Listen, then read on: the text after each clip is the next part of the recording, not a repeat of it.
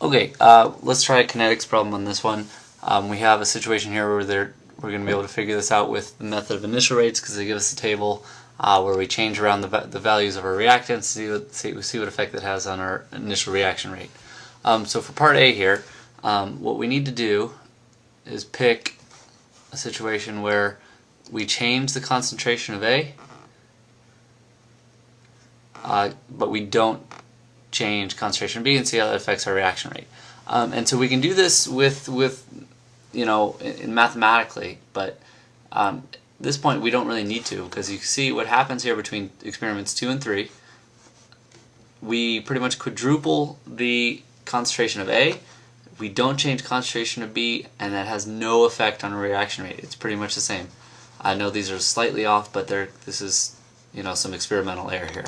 So quadruple reaction or concentration of A, and we don't affect our reaction rate. So in this case, that's going to be a 0 order. Doesn't have an effect on it. And so you should probably explain that in terms of how it doesn't affect it, or with a calculation similar to what we're going to do in B for this one. And so in this case, to determine the reaction order, the order of the reaction for B, we need to pick something where we change B around, but we don't change A. So our candidate there is going to be experiments 1 and 2. So rate 2 or rate 1. Okay, so we're going to have K. Concentration of A to 0.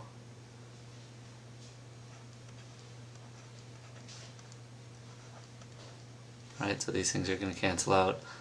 Times concentration of B to some exponent.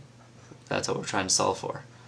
So in this case, so our rates, if we can just pretty much look at the ratios here. So ratios between rate 2 and rate 1.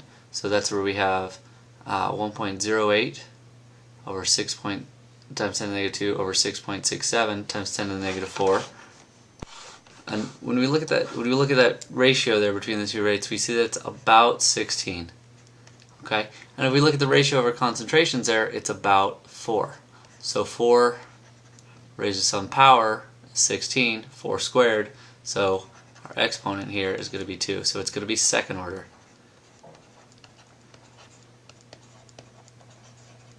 Okay, with respect to B.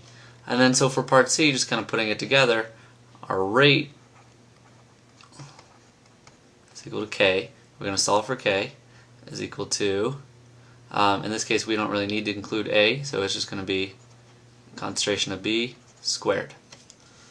Okay, and then so with the actual numbers that we have, once we have the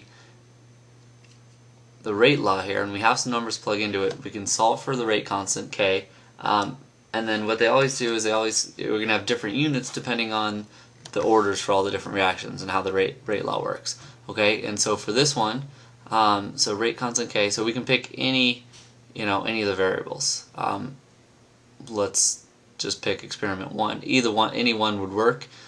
So rate, so we're going to have 6.67 times 10 negative 4th is equal to K times B squared. So in reaction 1, B is going to be 0.034 moles per liter squared. And I know I forgot to put the units here, but I'll take care of that in a second. So first thing first, to get the value for K, that's just going to be 6.67 divided by 0.034 squared, which comes out to 0.577. But again, they ask us to include the units with our answer, and we're going to get points for doing the correct units. And so the units for our reaction rate, so it was moles per liters times second. And now what we did is we divided that by molarity squared. So moles per liter squared, or mole squared over liter squared. Okay? And so we got to see how this is going to work out.